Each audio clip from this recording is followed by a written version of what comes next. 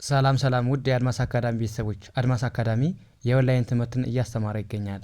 የምናስተምራቸው ትምህርቶች አማርኛ፣ እንግሊዘኛ፣ ሂሳብ እንዲሁም ሌሎችን ትምህርት እያስተማር እንገኛለን። ለመማር የምትፈልጉ ቤተሰቦች ቪዲዮ ላይ ባለው ቁጥር በማንኛውም ሰዓት ይደውሉ፣ ይመዝገቡ፣ ይማሩ። እሺ ውድ ቤተሰቦች ዛሬ ደግሞ ይዤላችሁ የመጣሁት ትምህርት አናባቢ ኤ በረጅም ድምፅ ምን እንደሚመስል እናያለን ማለት ነው። እንግዲህ አናባቢ ኤ ሁለት አይነት ድምፅ አለው። እንደ አ የሚነበብበትና እንደ ኤ የሚነበብበት ማለት ነው። እንግዲህ እንደ አ የሚነበብበት መቼ ነው፣ እንደ ኤ የሚነበብበት መቼ ነው የሚለውን ዛሬ እናያለን ማለት ነው። እንግዲህ እንደ አ የሚነበብበት ከዛሬ ፊት ሰርቼላችኋለሁ ማለት ነው። እንደ አ መቼ እንደምናነበው ማለት ነው። እንደ ኤ ደግሞ በረጅም ድምፅ ሲሆን ከሁለት በላይ አናባቢ ካለው ቃላቱ እንዴት ኤን ኤ ብለን እንደምናነባት ዛሬ እናያለን ማለት ነው።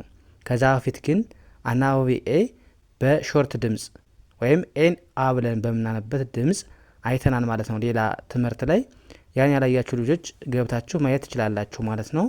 ዛሬ ደግሞ አናባቢ ኤ በረጅም ድምፅ ሁለት ወይም ከዛ በላይ አናባቢ ሲኖረው እንዴት ኤን አ ብለን ነው የምናነበው ኤ ብለን ነው የምናነበው የሚለውን የምናይበትን ትምህርት ወይም ቪዲዮ ይዤላችሁ መጥቻለሁ ማለት ነው። አብረን እንደተለመደው እናያለን ማለት ነው። እንግዲህ እንዳልኋችሁ አሁን እዚህ ጋር ቢ ኤ ኤስ ኢ እዚህ ጋር አሁን ስንት አናባቢ ያለው? ሁለት አናባቢ ያለው ኤና ኢ ሁለት አናባቢ ናቸው ማለት ነው። ስለዚህ ከዚህ ጋር አሁን ቢኤን እንደ ባ ላንብበው ነው ወይስ እንደ ቤ ላንበው የሚለው ትንሽ ጥያቄ ይፈጥራል ማለት ነው። ግን እንደነገርኳችሁ ምንድነው ኤ እዚህ ጋር ሁለት አናባቢ ያላት ኤም አለች፣ እዚህ ጋር ኤም አናባቢ ናቸው ማለት ነው። ከቃሉ ሁለት አናባቢ አለ። ስለዚህ ሁለት አናባቢ ካለ እንደምን ነው የምናነበው? ኤን ኤ ብለን ማንበብ አለብን። ረጅም ድምፅ ማለት ይሄ ነው። ከሁለት በላይ አናባቢ ካለው ከቃሉ ረጅም ድምፅ እንለዋለን። ስለዚህ ኤን ኤ ብለን ማንበብ፣ ኢንም ኤ ብለን ኦንም ኦ ብለን ማንበብ ማለት ነው። ስለዚህ እንግሊዘኛዋን ጠርተናት እናልፋለን ማለት ነው።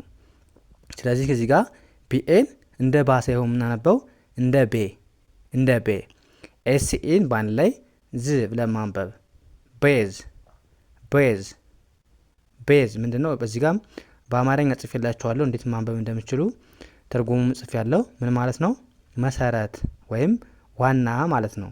ዋና ወይም መሰረት ለማለት ቤዝ እንላለን ማለት ነው። ያ እዚህ ጋር ምን ይላል? አሁንም ሲኤን እንደ ካ እናነበውም አይደለ? እንደ ካ ማናነበው ለምንድን ነው? ምክንያቱም ሁለት አናባቢ ያለው፣ ሁለት አናባቢ ካለው እንደ ሎንግ ድምፅ ወይም በረጅም ድምፅ ነው የምናነበው ብያችኋለሁ። ኤን ኤ ብለን ማንበብ ነው እንጂ እንደ አ እናነባትም ማለት ነው። ስለዚህ ከዚህ ጋር ኤና ኢ ሁለት አናባቢ ያሉ፣ ስለዚህ ሲኤን በአንድ ላይ ኬ ብለን ማንበብ ፒኢን ፕ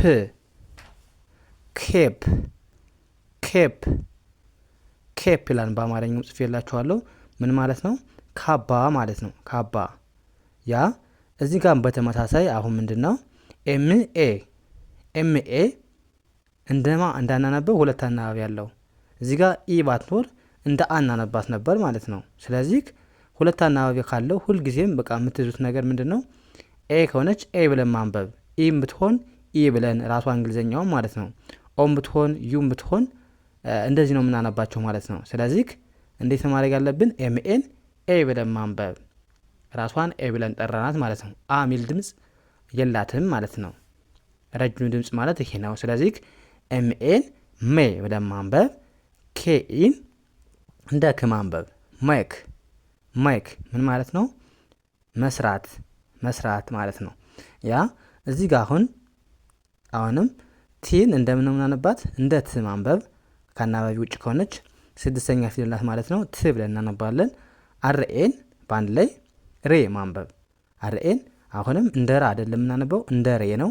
ምክንያቱም ሁለት አናባቢ ያለው ከቃሉ ማለት ነው። ኤና አይ። ስለዚህ ትን እንደ ታነበብን፣ አርኤን እንደ ሬ። ከዚህ ጋር አንድ ደግሞ የምትዙት ነገር ምን አለ? ሁለት አናባቢዎች ተከታትለው እንደዚህ በአንድ ላይ ከመጡባችሁ የመጀመሪያውን አንብባችሁ ቀጥሎ ያለውን አናባቢ አታነቡትም ማለት ነው። አሁን ምንድነው? ኤና አይ በአንድ ላይ ነው የመጡ ማለት ነው። ኤና አይ ሁለት አናባቢ ናቸው ማለት ነው። ስለዚህ በአንድ ላይ ሲመጡባችሁ ምንድነው ማድረግ ያለባችሁ? የመጀመሪያውን አንብባችሁ ቀጥሎ ያለውን አታነቡትም ማለት ነው። ስለዚህ አርኤን እንደ ሬ አነበብን፣ አይን አለፍን። ኤንን እንደምን ማንበብ? እንደ ን ማንበብ፣ እንደ ን።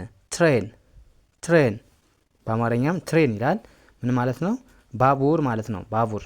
ያ አሁንም በተመሳሳይ ቲን እንደምናንብባት እንደ ት ማንበብ፣ አርኤን እንደ ሬ፣ ዲኢን እንደ ድ ማንበብ።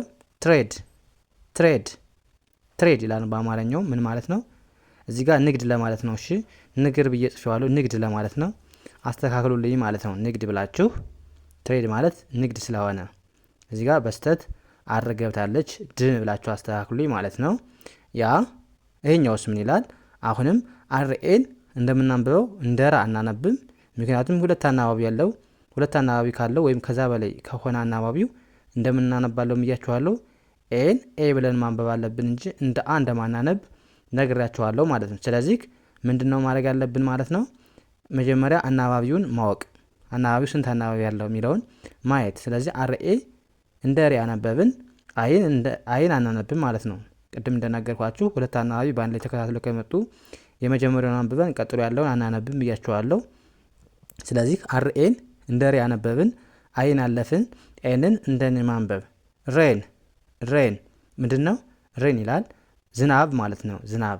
ያ ወደዚህኛው እንሂድ። ምን ይላል እዚህኛው? አርኤን እንደ ሬ ማንበብ፣ አርኤን እንደ ሬ፣ ኤስ ሲኢን በአንድ ላይ ስ ማንበብ። አርኤን አሁንም እንደ ራ አይደለም ያነበብ ነው፣ እንደ ሬ ነው ያነበብ ነው። አርኤን ሬ፣ ሲኢን በአንድ ላይ ስ ብለን ማንበብ። ስናነበው ሬስ ሬስ ምን ማለት ነው? በአማርኛው ጽፌላችኋለሁ። ሬስ ምን ማለት ነው? ዘር ማለት ነው። የሰው ዘር ማለት ነው። ዘር። ያ ኤስን አሁንም እዚህ ጋር ምን እንላለን? ኤስን እንደ ስ ማንበብ። ፒኤን ፔ አሁን እዚህ ጋር ፓ አላለም ፔ ነው ያልን ማለት ነው። ምክንያቱም ሁለት ናቸው አናባቢዎቹ።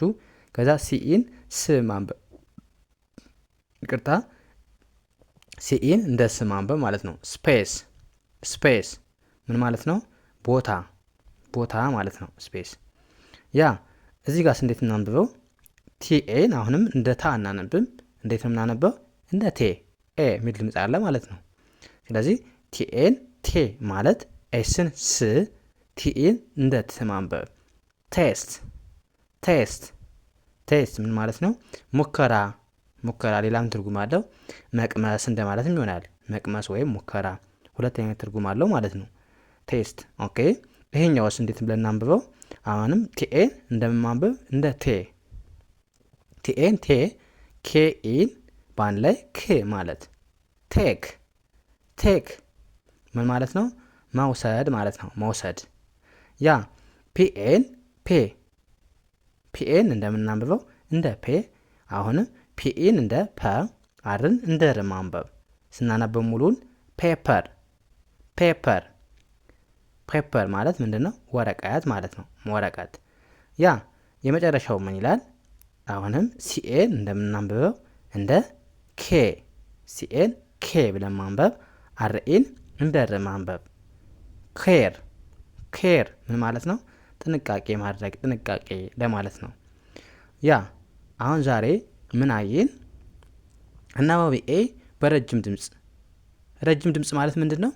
ሁለት ወይም ከዛ በላይ አናባቢ ካለው ረጅም ድምፅ እንለዋለን ማለት ነው። ስለዚህ አሁን ያየነው ምንድን ነው? ሁለት ወይም ከዛ በላይ አናባቢ ሲኖረው ኤን ማን ብለን ድምጿ ምን እንደሆነ አየን ማለት ነው። ኤን ማን ብለን ነው የምንጠራት? ሁለት ወይም ከዛ በላይ አናባቢ ካለ የሚለውን አየን ማለት ነው።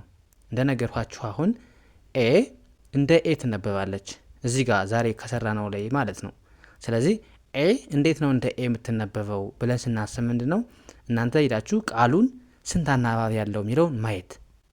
ሁለት ወይም ከዛ በላይ አናባቢ ካለው ስለዚህ እችንማ እንደ አ እናነብም እንደ ኤ ነው መነበብ ያለባት ብለን ማወቅ እንችላለን ማለት ነው። ስለዚህ አሁን እናንተ ማድረግ ያለባችሁ መጀመሪያ አናባቢና ተነባቢን በደንብ ማወቅ፣ አናባቢና ተነባቢ ድምጻቸውን በደንብ ማወቅ። ሌላ ቪዲዮ ላይ ሰርቻለሁ። እነሱን ማወቅ ድምጻቸውን ማለት ነው። ኤ እንደምን እንደሚነበብ አናባቢዎችን ሙሉችን ተነባቢዎችንም እንደዚህ በደንብ ካወቃችሁ ቃላት ላይ ስትመጡ እነዚህን ሩሎች መያዝ አለባችሁ፣ እነዚህ ህጎች ማለት ነው። ስለዚህ አሁን አብዛኞቻችሁ አሁን የኤ አናባቢ ላይ እንደ አ ነው ማነባት ወይስ እንደ ኤ የሚለው ነገር ትንሽ ግልጽ አይደለም ማለት ነው። ስለዚህ ለእናንተ ይሆናችኋል ብዬ ነው ይህን ያዘጋጀውላችሁ ማለት ነው። ስለዚህ ምን ማድረግ አለባችሁ? እንደነገርኳችሁ አሁን ስታነቡ በቃ ስትለማመዱ ቢኤ አሁን እዚህ ጋር ስንት አናባቢ ያለው? ስንት አናባቢ ያለው? ሁለት አናባቢ ያለው። ሁለት አናባቢ ካለው ስለዚህ ምን ብላችሁ ትወስናላችሁ?